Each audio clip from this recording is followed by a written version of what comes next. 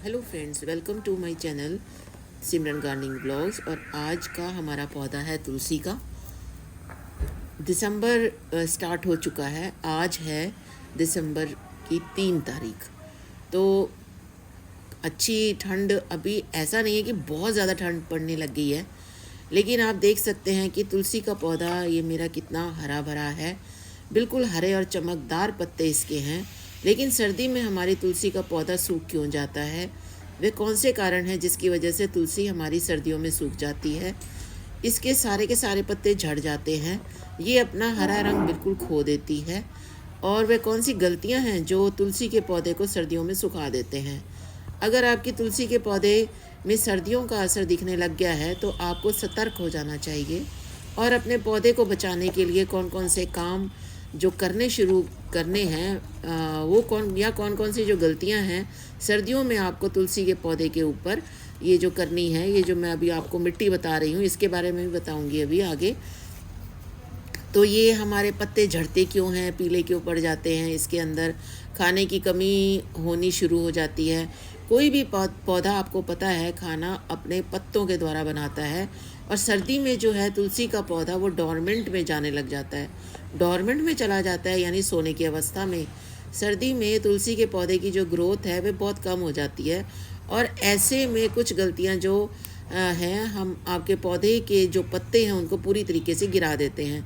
सबसे पहले तो इनकी जो मंजरी आ रही है, मेरी इतनी बड़ी नहीं आई है क्योंकि मैं साथ साथ में उनकी मंजरी को हटाती रहती हूँ। तो सबसे पहले तो आपने अपनी जो तुलसी की मंजरी है उसको हाथ से बिल्कुल धीरे से हटाना है, नोचना नहीं है, बिल्कुल धीरे धीरे हटाना है। तो हमको सिर्फ कोशिश यही करनी है कि पौधे के जो पत्ते हैं वे ज़्यादा से ज़्यादा पौधे के ऊपर बने रहें। अगर पौधे में पत्ते ही नहीं रहेंगे तो खाना पौधा नहीं बना पाएगा, और खाने की कमी इसकी टहनियों में हो जाएंगी, इसकी जड़ों में हो जाएगा, और धीरे धीरे खाने की कमी की वजह से पौधा पूरी तरीके से सूख जाता है। अगर आप सर्दियां ख़त्म होते होते अपने तुलसी के पौधे के पत्तों को बचा लोगे तो आपकी तुलसी सर्दी में कभी भी नहीं सूखेगी। ये रामबाण इलाज है इसका। तो मैं आपको आगे बताने वाली हूँ कि ये जो पत्ते हैं वो गिरते क्यों हैं, और तुलसी का ऐसे में हमने क्या ख्याल रखना है, और इसके जो पत्ते हैं वे कम से कम गिरें। वे कौन सी गलतियाँ हैं जो आपको इस समय बिल्कुल भी नहीं करनी है। जैसे कि हमारी तुलसी सर्दियों की तरफ जा रही है, डॉर्मेंसी में जा रही है। आगे जो मैं पॉइंट्स बता रही हूँ तो वो बहुत इंपॉर्टेंट है, आप ध्यान से सुनेंगे, ध्यान रखेंगे तो तुलसी के जो पत्ते हैं आपके पौधे कम से कम झड़ेंगे और ना के बराबर झड़ेंगे। तो फ्रेंड्स, दूसरा पॉइंट ये है कि तुलसी के पौधे की मिट्टी जो है वो बिल्कुल भी सुखानी नहीं है। कुछ लोग कहते हैं कि मिट्टी ना सुखाई, मिट्टी गीली नहीं होनी चाहिए, लेकिन सूखी भी नहीं होनी चाहिए। और ये जो सूखी डंडियां हैं ये भी निकाल लीजिए। सूखी डंडियां मैं फेंकती नहीं हूँ, ये मेरे चाय बनाने के टाइम काम आती हैं। मंजरी भी मैं नहीं फेंकती हूँ। तो दूसरा पॉइंट है कि मिट्टी का, पहला मैंने बताया मंजरी हटानी है, दूसरा ये जो सूखी लकड़ियाँ यहाँ से हटानी है, और साथ में मिट्टी हमारी बिल्कुल सूखी नहीं होनी चाहिए। कई लोग कहते हैं कि सर्दियों में ज़्यादा पानी नहीं देना चाहिए। ऐसी बात नहीं है। ज़्यादा पानी अगर ओवर वाटरिंग भी ना करें जिससे कि जड़ें गल जाएं। तीसरा पॉइंट है पानी आपको बहुत ज़्यादा भी नहीं देना है। कुछ लोग पानी बहुत ज़्यादा पौधों को देते हैं, और जो भी पौधा डॉर्मेंट स्टेज में होता है, सोने की अवस्था में, जैसे कि हमारी तुलसी का पौधा सर्दियों में सोने की अवस्था में होता है, ऐसे में अगर आप पानी बहुत ज़्यादा दे दोगे तो पानी की तो बहुत ज़्यादा ज़रूरत पौधों को नहीं है, लेकिन फिर भी आप ज़रूरत से ज़्यादा पानी इसको दे रहे हैं तो इससे जो पत्ते हैं वो पीले पड़ने शुरू हो जाएंगे, मिट्टी में फंगस आ जाएगी। मिट्टी ऐसे रखें कि मिट्टी जो है वो बहुत ज़्यादा नम ना हो, पानी इतना दें। और इसके बाद चौथा पॉइंट जो है सबसे ज़्यादा नुकसान सर्दियों में पहुंचाता है तुलसी के पौधे का, वो है कोहरा।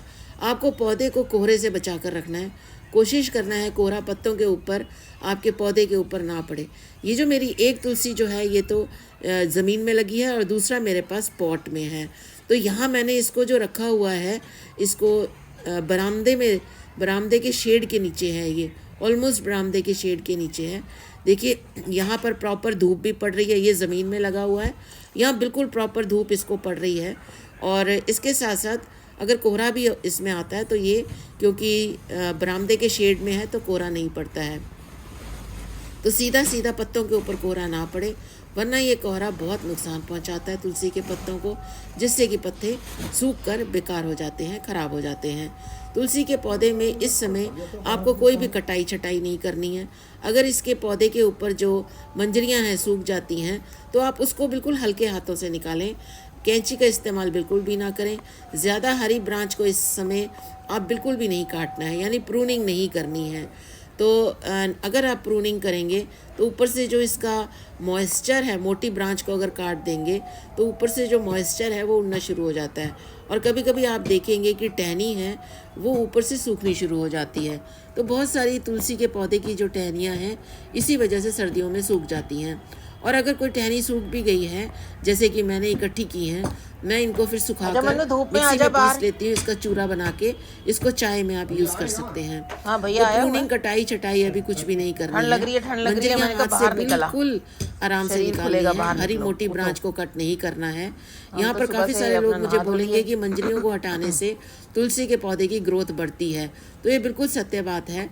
तुलसी की मंजरियों को हटाने से, उसके टिप को कट करने से तुलसी ज़्यादा घनी होती है। लेकिन सर्दियों में हमें तुलसी को घना बनाने की बजाय इसको बचाना है, ना कि हमें इसको घना बनाना है। इसका ग्रोइंग टाइम भी नहीं है। अगर आप इसकी मंजरियों को काटेंगे तब भी इसमें बहुत ज़्यादा नई ब्रांच आपको नहीं मिलेगी। तो इसको जो प्रून करने का, इसके टिप को कट करने का, इसको घना बनाने का जो सबसे सही समय होता है वो गर्मियों का समय होता है और बारिश का समय। उस टाइम मैंने काफ़ी सारी इसकी प्रूनिंग कर चुकी हूँ और की थी। तो अभी आपको इसके ऊपर कटाई छटाई नहीं करनी है, हमें इसकी ग्रोथ बढ़ानी है। आपको बस इसको बचाना है, बचा के रखना है मार्च तक, यानी कि अगले आने वाले सीज़न तक। उसके बाद आप इसके ऊपर ज़्यादा से ज़्यादा काम कर सकते हैं। यानी घना बनाने के लिए आपको इसके ऊपर आगे काम करना है मार्च के बाद। इसके बाद छठा पॉइंट है तुलसी की हमें धूप कितनी देना है। तुलसी को धूप की ज़्यादा ज़रूरत नहीं होती है, बस तुलसी को आप ऐसी जगह पर रखें। ये देखिए, मैं बता रही हूँ कि ये मेरी बरामदे के शेड के नीचे ही रखे हुए हैं, और तुलसी को ज़्यादा धूप की ज़रूरत नहीं होती है। यहाँ पर मेरे पास 1-1.5 घंटे की धूप ही आती है। एक्सट्रीम तेज़ धूप की ज़रूरत नहीं है। और गर्मियों में मैं यहाँ पर हरा ग्रीन शीट लगा देती हूँ, जिससे कि ये बची रहती है। ये जो ज़मीन पे उगी थी मेरी तुलसी, ये अपने आप ही उगी थी, और ये 3 से 4 साल हो गए मेरे पास ये एक झाड़ी के रूप में अभी तक ज़िंदा है। अगर आपने पॉट में लगाई है तो ड्रेनेज, यानी पॉट का छेद अगर आपके पॉट में लगाई है तुलसी, तो बिल्कुल ठीक होना चाहिए। जैसे आप पानी डालो, कोई भी खाद डालो, नीचे छेद से एक्स्ट्रा पानी निकलना बहुत ज़रूरी है, वरना सर्दियों में इसकी मिट्टी में फंगस लग जाता है। अगर ड्रेनेज ठीक नहीं है, मिट्टी ठीक नहीं है, इसकी वजह से जड़ें गल जाती हैं, ये भी एक कारण है आपके पौधे को सुखाने के पीछे। इसके बाद 8वां पॉइंट है तुलसी के पौधे की जो मिट्टी है, इसकी कम से कम 15 दिन में एक बार सर्दियों में गुड़ाई ज़रूर कर लेना। क्योंकि इससे क्या होता है, सर्दियों में जो मिट्टी जम जाती है, और अगर आप गुड़ाई करते रहेंगे तो पौधे में एरेशन, यानी कि ऑक्सीजन, हवा का संचार बना रहेगा। इससे तुलसी के पीछे की जो 2 जड़ हैं वो स्वस्थ रहेंगी, और उसके साथ जो धूप लगेगी, मिट्टी नीचे तक सूखेगी, तो किसी भी तरीके का कीड़ा या फंगस इसमें नहीं लगेगा। 20 दिन के अंतराल में आप गुड़ाई कर सकते हैं, लेकिन गुड़ाई के समय जड़ों पर खुरपा नहीं लगना चाहिए, वो भी ध्यान देना है। 9वां पॉइंट आता है फर्टिलाइज़र का। तुलसी के पौधे को किस समय किस तरीके से देना है फर्टिलाइज़र, कौन सा खाद हम दे सकते हैं। तुलसी में इस समय आपको बार बार खाद बिल्कुल भी नहीं देना है।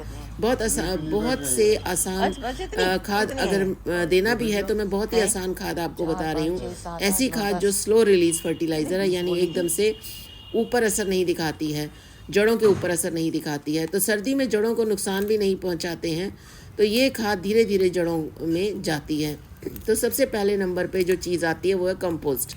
अगर आपके पास कंपोस्ट है तो वर्मी कंपोस्ट है, तो फिर आपके पास अच्छे से डिकम्पोज गोबर की खाद है। गोबर की खाद बहुत अच्छी होती है, अगर पुरानी हो तब तो बहुत ही अच्छी है। गोबर की खाद का इस्तेमाल आप अभी बिल्कुल भी ना करें, वरना अगर गोबर अच्छे से डिकम्पोज नहीं होगी तो इसका बुरा असर पत्तों के ऊपर पड़ेगा, पत्ते पीले हो जाएंगे। क्योंकि जो नई गोबर में यूरिया की मात्रा बहुत ज़्यादा होती है, तो पुरानी होनी चाहिए, वह पत्तों को जला देती है अगर नई होएगी तो, क्योंकि यूरिया ज़्यादा होती है।